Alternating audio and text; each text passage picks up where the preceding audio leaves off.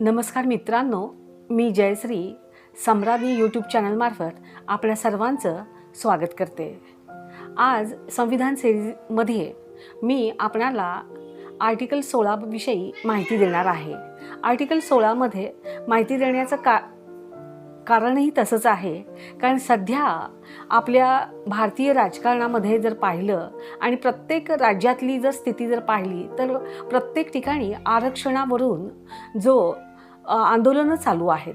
महाराष्ट्रामध्ये मराठा आरक्षणासंदर्भात जोरदारपणे आंदोलनं आहेत, लोकांची उपोषणं वगैरे सुरू आहेत। मग हे आरक्षण जे आहे ते ठराविक समाजातील लोकांनाच आहे आणि बाकीच्यांना नाही वगैरे असं प्रश्न निर्माण होऊ शकतो।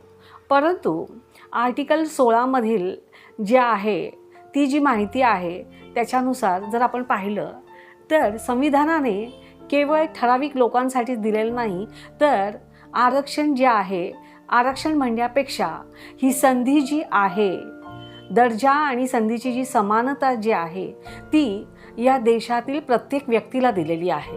प्रत्येक व्यक्तीचा विचार हा करण्यात आलेला आहे आणि आर्टिकल 16चा एक जो आहे तो त्याच्यामध्ये हेच सांगतो की आपल्या देशातील प्रत्येक व्यक्तीला म्हणजे समान अधिकार, नोकऱ्यांमध्ये समान संधी ही देण्यात आलेली आहे। म्हणजे तो ओपनचा असो, शेड्यूल कास्टचा असो, शेड्यूल ट्राईब असो किंवा अदर बॅकवर्ड क्लास असो, म्हणजे प्रत्येक व्यक्तीला ही संधी, समान संधी ही देण्यात आलेली आहे 16च्या 1 नुसार।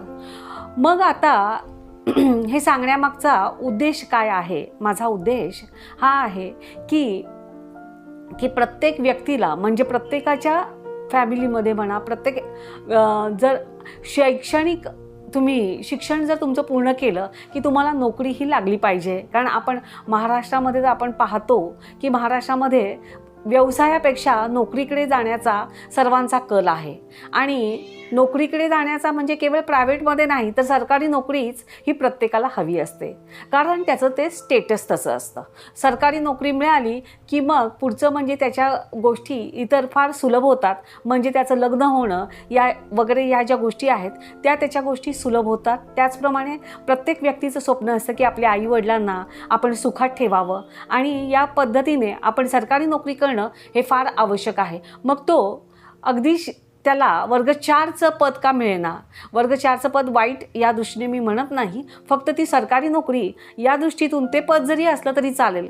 परंतु मित्रांनो, तुम्हाला मी सांगते वर्ग 4चं जे पद आहे ते आत्ता भरलं जात नाही। तुम्हाला ऐकून आश्चर्य वाटलं असेल, परंतु माझ्या मते साधारणपणे मला जे आठवतं आहे ते 2018 मध्ये की वर्ग 4ची पदं जी आहेत ती तिथून पुढे भरली जाणार नाहीत असा एक GR त्यावेळी आला होता आणि त्यानुसार केवळ न्यायालय जे आहेत त्याच्यामध्येच म्हणजे हायकोर्ट वगैरे जे आहे, जिल्हा न्यायालय वगैरे आहे अशा ठिकाणी आणि किंवा इतर जी कोऑपरेटिव्ह कोर्ट्स किंवा कौटुंबिक न्यायालय वगैरे जे आहेत तिथेच फक्त हे जे आहेत वर्ग 4ची पदं भरली जाणार आहेत। म्हणजे पिऊन वगैरे जी पदं आहेत, हमाल वगैरे अशी जी पदं आहेत ती भरली जाणार आहेत। इतर ठिकाणी जर तुम्हाला वाटलं तर ती कंत्राटी पद्धतीने कॉन्ट्रॅक्ट बेसिसवरती भरली जाणार आहेत। म्हणजे शासनामधील वर्ग 4ची पदं आता नाहीत किंवा मग ती कोणाला दिली जात आहेत तर ती जर तुम्ही अनुकंपा तत्वावरती म्हणजे एखादी व्यक्ती जर याच्यामध्ये आहे, सरकारी नोकरीमध्ये आहे आणि जर तिचं निधन झालं सरकारी नोकरीमध्ये असताना तर तिचा जो कोणी नातेवाईक असेल त्याला अनुकंपा तत्वावरती वर्ग 4मध्ये पद देण्यात येतं। त्याच्यामध्ये त्यांनी तरीसुद्धा 10वी पास असणं आवश्यक आहे, 10वी 12वी वगैरे झाला, परंतु त्याला 10वी 12वी झाला तर त्याला क्लार्कची नोकरी मिळेल हे मात्र नाही। कारण क्लार्क जर अनुकंपा तत्वावर जरी किंवा आता क्लार्कची नोकरी जी आहे त्याला ग्रॅज्युएट असणंच फार आवश्यक आहे। म्हणजे त्याला 10वी 12वी वगैरे जर असेल तर त्याच्यामध्ये तो शिपाई या पदावरतीच रुजू होऊ शकतो, अनुकंपा तत्वावरती त्याला ते मिळू शकतं। अशा पद्धतीने वर्ग 4ची पदं जी आहेत ती आता सध्या नाहीत, फक्त ती न्यायालयामध्ये आहेत। त्याच्यानंतर आता दुसरा भाग हा आला की आता आपल्याला आरक्षण हवं आहे, कारण आरक्षणाचा मुद्दा सतत म्हणजे आरक्षण मिळावं म्हणून मराठा समाजाचा आता आंदोलनं वगैरे आहेत. मग त्यांना ही माहिती देणं मला आवश्यक वाटतं की की बाबा महाराष्ट्रामध्ये मंत्रालय म्हणा किंवा जी प्रत्येक विभाग आहेत त्याच्यामध्ये पदं किती आहेत हे कसं माहिती करत घ्यायची. तर सामान्य प्रशासन जो विभाग आहे त्या सामान्य प्रशासन विभागामध्ये प्रत्येक विभागाची प्रत्येक आपल्या मंत्रालयामध्ये जेवढे विभाग आहेत त्या प्रत्येक विभागामध्ये किती पदं आहेत त्याचा आकृतिबंध हा जो आहे तो तिथे असतो. आणि ह्या आकृतिबंध जो आहे त्याच्यानुसार प्रत्येक विभागामध्ये किती पदं म्हणजे ओपनची किती आहेत, त्याच्यानंतर SC ST वगैरे ह्या ज्या सगळ्या गोष्टी ज्या आहेत त्या गोष्टी ज्या आहेत त्या तुम्हाला तिथे मिळू शकतात.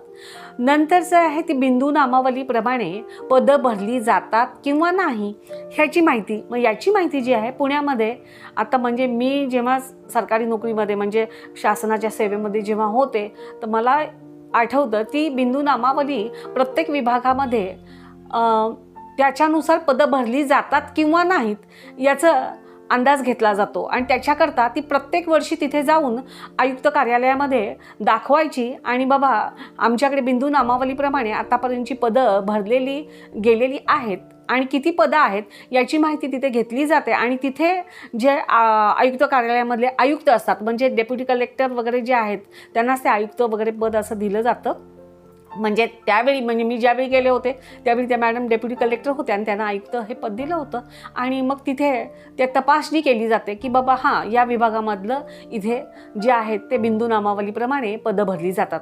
म्हणजे या ज्या गोष्टी आहेत या गोष्टी देखील म्हणजे आरक्षण जर आपल्याला पाहिजे आहे तर या गोष्टी माहिती असणं आवश्यक आहे. आता आपण वळूया आपल्या 16चा 1 मध्ये मी सांगितलं की सर्वांना समान संधी आहे. आर्टिकल 14 ते 18 याच्यामध्ये जे समानता या तत्वावरती आपण बोलणं करतो आणि 14 ते 18 मध्ये जे काही असमान लोक आहेत त्यांना समान पातळीवर आणण्याकरता कोणकोणत्या पद्धतीने त्यांना कोणत्या आरक्षणाच्या माध्यमातून म्हणजे इंटेलिजिबल डिफरन्शिया जो निर्माण होतो ते आहे किंवा इतर सवलती म्हणजे वयामध्ये सवलत वगैरे. आणि त्याचप्रमाणे आपल्या प्रशासनाची कार्यक्षमता राखण्याच्या दृष्टीने त्यांना मार्कामध्ये सवलत देताना देखील तो विचार केला जातो आणि अशा पद्धतीने ती पदं मात्र भरली जातात. मग आता नोकऱ्यांमध्ये सर्वांना समान संधी जर दिली आहे त्याच्यामध्ये 16चा 1 म्हणतो की प्रत्येक नागरिकाला दिलेला आहे. तर आता प्रत्येक नागरिक जर सरकारी नोकरीमध्ये जर आला तर आपला देश जो आहे तो चातुर्वर्ण सिस्टीम मानतो. चातुर्वर्णीय सिस्टीममध्ये मग तो जर आहे तर तो शूद्र लोक जे आहेत SC आहेत ST जे आहेत किंवा OBC जो आहे की त्याला शूद्र मानत नाहीत पण तोही आहे. मग ते ओपनच्या बाजूला बसणार का तर ते तिथे म्हणजे की बाबा त्याचं जेवण ते खाणार का या गोष्टी आल्या. मग 16चा 2 जो आहे तो म्हणतो की धर्म जात वंश लिंग आणि हे जे आहे आणि त्याचप्रमाणे तुमचं प्लेस ऑफ बर्थ आणि डिसेंट आणि त्याच्याचप्रमाणे तुमचं जे जे आहे म्हणजे डोमिसाईल जो आहे या ज्या गोष्टी आहेत याच्यावरून भेदभाव केला जाणार नाही. मग या सर्व धर्मजात वंश लिंग आणि तुमचं जन्मस्थान निवासपण म्हणजे डोमिसाईल आणि डिसेंट हे जे आहेत या गोष्टीवरून भेदभाव केला जाणार नाही. म्हणजे थोडक्यामध्ये सर्वांनी एकत्र येण्याकरता हा भेदभाव केला जाणार नाही असं सांगितलेलं आहे. मग त्याच्यानंतर पुढचा भाग जो आहे तो आर्टिकल 16चा 3 त्याच्यामध्ये काय सांगितलेलं आहे तर त्याच्यामध्ये असं सांगितलं आहे की डोमिसाईलच्या बाबतीमध्ये की संसदेला हे जे कायदा करण्याचा अधिकार आहे. म्हणजे एखाद्या क्षेत्रामध्ये जर तुम्हाला नोकऱ्या द्यायच्या आहेत तर तिथल्या ठराविक क्षेत्रातीलच लोक त्या नोकरीकरता त्यांना प्राधान्य दिलं जातं. कारण तो भाग जर एखादा मागासवर्गीय आहे किंवा तो भाग मागास आहे एखादं भौगोलिक क्षेत्र अतिशय मागास आहे तर अशा वेळी त्या फक्त क्षेत्रातील लोकांना म्हणजे तेथील डोमिसाईल जे लोक आहेत त्यांचाच फक्त विचार केला जातो आणि त्या पद्धतीने कायदा करण्याचा जो अधिकार आहे तो संसदेला आहे अशी गोष्ट त्याच्यामध्ये सांगण्यात आलेली आहे. नंतरचा भाग आला म्हणजे आर्टिकल 16चा 4 त्याच्यामध्ये असं सांगण्यात आलेलं आहे की सरकारी नोकऱ्यामध्ये ज्यांना प्रतिनिधित्व मिळालेलं नाही, की ज्या लोकांचा ॲडेक्वेट रिप्रेझेंटेशन नाही, अशा लोकांना ती संधी द्यायची असा त्याच्यामध्ये समावेश करण्यात आलेला आहे. म्हणजेच ज्यांना जे सोशली आणि एज्युकेशनली बॅकवर्ड लोक आहेत, ज्यांना नोकऱ्यांमध्ये संधी मिळालेली नाही, ॲडेक्वेट रिप्रेझेंटेशन नाही, अशा लोकांना त्याच्यामध्ये संधी द्यायची असं त्यामध्ये सांगितलेलं आहे. परंतु त्याचवेळी म्हणजे आणखीन एक घटना जी घडली आपल्या देशामध्ये की की इतर लोक जे आहेत ज्यांना रिप्रेझेंटेशन असं मिळालेलं नाही, याच्याकरता इतर लोकही म्हणजे आम्हालाही संधी मिळाली पाहिजे अशी आंदोलनं तेव्हा देखील सुरू होती. आणि अशाच वेळी मोरारजी देसाई आपल्या देशाचे पंतप्रधान होते. 77 साली ते आपल्या देशाचे पंतप्रधान होते आणि त्यांनी जो मंडल आयोग म्हणजे BP मंडल यांना आपल्या देशामध्ये OBCची गणना करण्यास सांगितलं आणि त्यानुसार त्यांनी तो मंडल आयोग आणला. त्याचा जो आयोग आहे त्याचा रिपोर्ट जो आहे तो साधारणपणे 1980पर्यंत आला.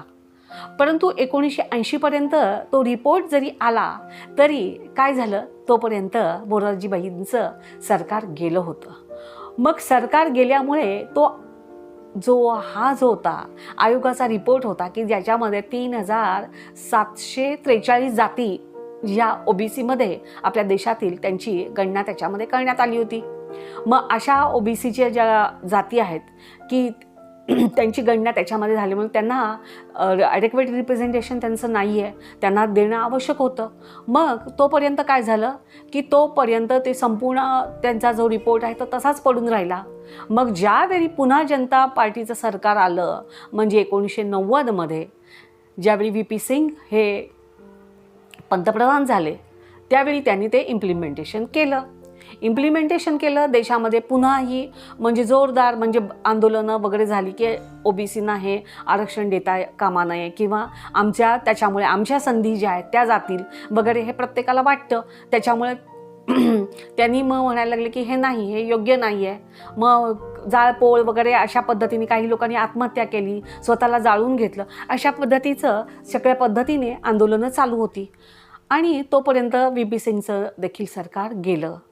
आणि त्यानंतर 91मध्ये ज्यावेळी PV नरसिंहराव यांचं सरकार आलं त्यांनी त्याला म्हणजे मंडल आयोग त्यांचं इम्प्लिमेंटेशन त्यांनी केलं.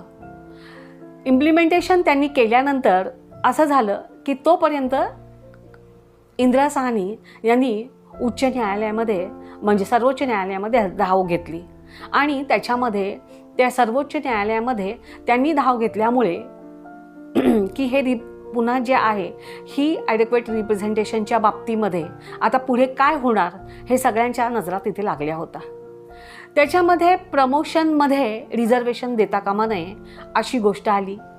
त्याचप्रमाणे कॅरी फॉरवर्डचा जो रूल आहे म्हणजे एखाद्या वर्षी जर SC STचे लोक जे आहेत किंवा कॅरी फॉरवर्डमध्ये तर ते भरले गेले नाहीत, त्यांची जी पदं भरली गेली नाहीत तर ती पुढच्या वर्षी त्यांना जे द्यायचे त्यांना ते रिप्रेझेंटेशन जे द्यायचं त्यांना नोकरीची द्यायची संधीची द्यायची ती देण्यात येऊ नये असं त्याच्यात आलं. पुन्हा क्रीमी लेअर आली की ज्या लोकांचं क्रीमी लेअर ह्याच्याकरता आली की OBCमध्ये काही लोक जे आहेत त्या म्हणजे याच्यात देखील लक्षात आलं सुप्रीम कोर्टच्या की त्याच्यामध्ये काही लोक जे आहेत ती खरोखरच म्हणजे पुढे गेलेले आहेत आणि ते सोशली पण पुढे आहेत, सोशली पुढे नाहीत तरी पण याच्या दृष्टीने म्हणजे आर्थिकदृष्ट्या ते पुढे आहेत. मग अशा लोकांना द्यायचं का, कारण काही जे लोक होते मग त्याच्यामध्ये त्यांनी की कोणाला द्यायचं आणि कोणाला नाही म्हणजे क्रीमी लेअर म्हणजे कोण, तर क्रीमी लेअर म्हणजे बाबा संसदेमध्ये एखादा माणूस खासदार आहे किंवा आमदार आहे याच्यामध्ये विधिमंडळामध्ये किंवा ते क्लास 1 ऑफिसर्स आहेत, क्लास 2 ऑफिसर्स आहेत, असे जे लोक आहेत मग त्यांच्या मुलांना या संधी द्यायच्या का. तर मग अशा आणि किंवा त्यांचं उत्पन्न अशा सगळ्या गोष्टी विचारात घेऊन ती क्रीमी लेअर तयार करण्यात आली आणि मग अशा लोकांना त्याच्यातून वगळण्यात आलं आणि मग जे सोशली आणि एज्युकेशनली बॅकवर्ड आहेत त्यांनाच ते देण्यात आलं. मग असं करता करता काय झालं माहिती आहे का की यांना संधी द्यायची नाही म्हणजे कोणाला की प्रमोशनमध्ये रिझर्वेशन नाही, परंतु सरकारच्या एक गोष्ट लक्षात आली, प्रमोशनमध्ये रिझर्वेशन नाही, परंतु ज्यांना ॲडेक्वेट रिप्रेझेंटेशनच ऑलरेडी नाही आहे, तर ही गोष्ट करणं योग्य नाही आहे. म्हणून सरकारने 16चा 4A आणला की ज्याच्यामध्ये प्रमोशनमध्ये रिझर्वेशन ठेवलं. आणि प्रमोशनमध्ये रिझर्वेशन आणि त्याच्यामध्ये त्यांनी सांगितलं की शेड्यूल कास्ट आणि शेड्यूल ट्राईब जो आहे त्याच्यामध्ये त्यांना प्रमोशनमध्ये रिझर्वेशन द्यायचं. आता एक गोष्ट लक्षात घ्या की प्रमोशनमध्ये रिझर्वेशन द्यायचं नाही हे अगोदर हे करण्यात आलं, पण शेड्यूल कास्ट आणि शेड्यूल कास्ट ट्राईबला त्या प्रमोशनमध्ये रिझर्वेशन द्यायचं. परंतु ज्या प्रशासन आहे त्या प्रशासनामध्ये की त्या कालावधीपर्यंत म्हणजे 16चा 4A येईपर्यंत असे कितीतरी शेड्यूल कास्ट आणि शेड्यूल ट्राईबचे लोक असतील, त्यांना प्रमोशनमध्ये रिझर्वेशन देण्यात आलेले नसेल. कारण हा जो जे आहे हा आर्टिकल जो आहे हे जे संशोधन आहे हे नंतर आलं. कारण जेव्हा सरकारच्या लक्षात आलं की त्यांना ॲडेक्वेट रिप्रेझेंटेशन नाही हे जेव्हा लक्षात आलं त्यावेळी ते देण्यात आलं.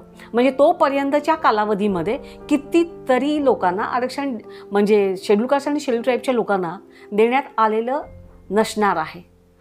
त्याचप्रमाणे माझ्या एक गोष्ट लक्षात आली, ज्यावेळी मी सर्व्हिसमध्ये होते रेल्वेच्या, तर त्यावेळी असं होतं की ज्यावेळी पदं रिक्त राहतात आणि एखादं पद रिक्त जर राहिलं 3 वर्षापर्यंत जर रिक्त राहिलं तर ते लॅप्स होत असे.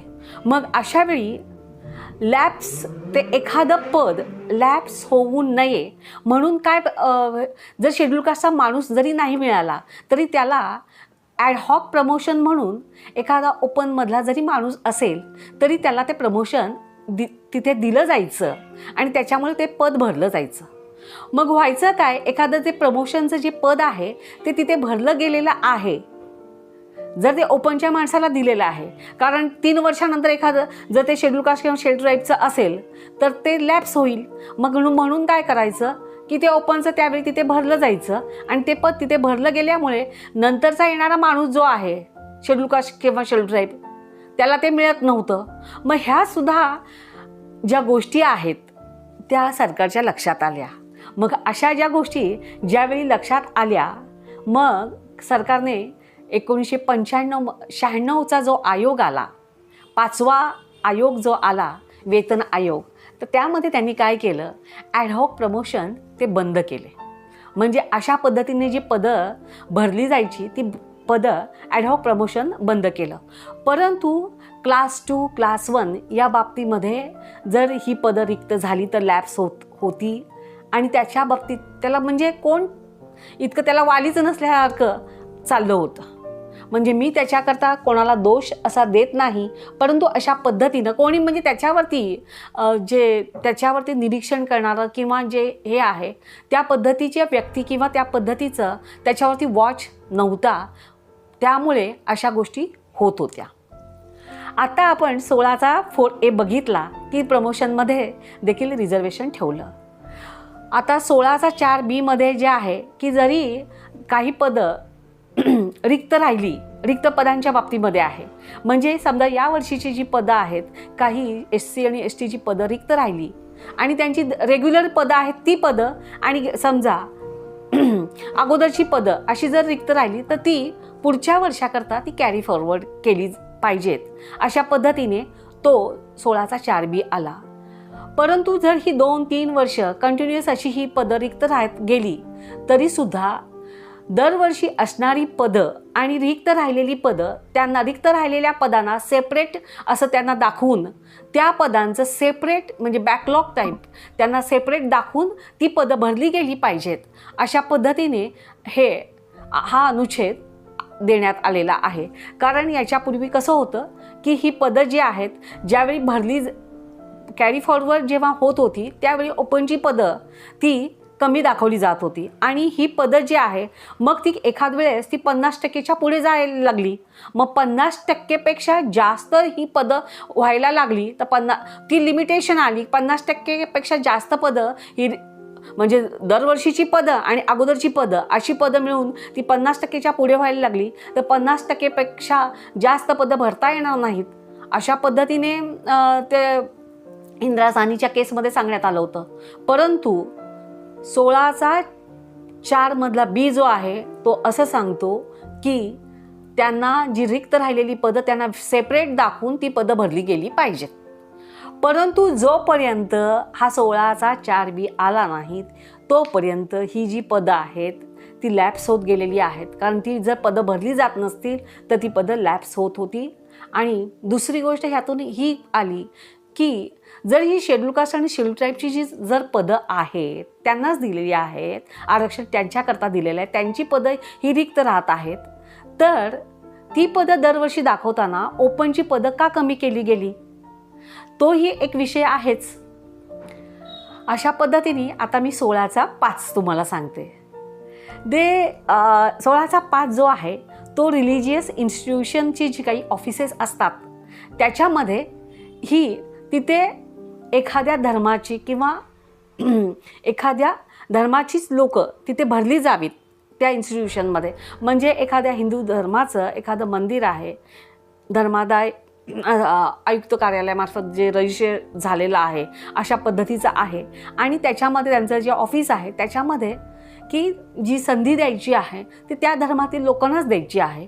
तसंच मुस्लिम लोकांचं सुद्धा की जे काही आहे की त्यांची जी काही संस्था आहेत त्याच्यामध्ये सुद्धा रिलिजियस इन्स्टिट्यूशन जे आहेत त्याच्यामध्ये त्या धर्मातील लोकांनाच स्थान देण्यात यावं, त्याच्यामध्ये त्यांना नोकऱ्या देण्यात याव्या असं म्हटलेलं आहे. परंतु त्या धर्मातील लोकांना, परंतु त्या ठराविक जातीच्याच लोकांना तिथे द्यावं असं मात्र म्हटलेलं नाही. धर्मातील त्या लोकांना देण्यात यावं असं, म्हणजे तिथे देखील म्हणजे एखाद्या व्यक्तीचा तिथे पगडा असावा असं नाही, त्या धर्मातील लोकांनाच रिलिजियस इन्स्टिट्यूशनमध्ये देण्यात यावं असं म्हटलेलं आहे.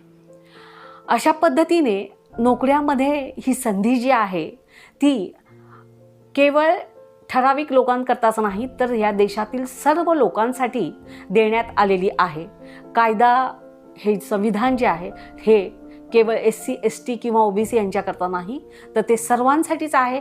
सर्व लोकांना संधी आहे. 16चा 1 जो आहे नोकऱ्यांमध्ये सर्वांनाच संधी ही देण्यात आलेली आहे एम्प्लॉयमेंट आणि अपॉइंटमेंटमध्ये.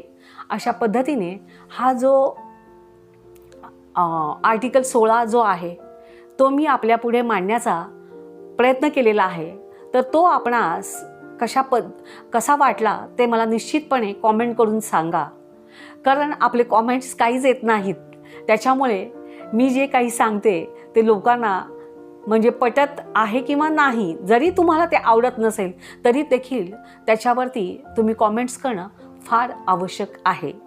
माझ्या चॅनलला लाईक, शेअर आणि सबस्क्राईब करायला मात्र विसरू नका. धन्यवाद.